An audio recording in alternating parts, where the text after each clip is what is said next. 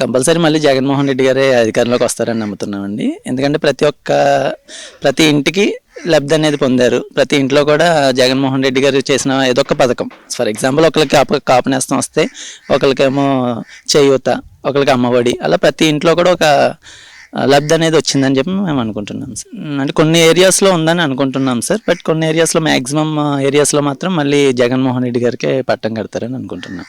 So స్కూల్స్కి ఎడ్యుకేషన్కి సంబంధించి అమ్మఒడి కానీ, లేకపోతే నాడు నేడు కానీ, విద్యా దీవెన కానీ, అంటే ఈ యొక్క పథకాల వల్ల ఏమవుతుందంటే ఎడ్యుకేషన్ అనేది ఇంకా డెవలప్ అయ్యేలాగా ఉంటుంది సార్. ప్రతి ఒక్క పేరెంట్ కూడా వాళ్ళ పిల్లవాడిని బయటికి పంపించకుండా, అంటే వర్క్కి పంపించకుండా స్కూల్కి పంపించాలనేటువంటి ఆలోచన వాళ్ళలో పెరిగింది సార్. ఇప్పుడు ఒకసారి వేసిన తర్వాత లాభం అనేది లేదనుకోండి, కంపల్సరీ రెండోసారి వెయ్యరు. సో బట్ ఇప్పుడు ఏం జరిగిందంటే ఫస్ట్ సారి వేసినందుకు వాళ్ళు బెనిఫిట్ పొందారు, ప్రజలందరూ కూడా బెనిఫిట్ పొందారు, కాబట్టి కంపల్సరీ మళ్ళీ రెండోసారి కూడా అవకాశం అనేది ఇస్తారు.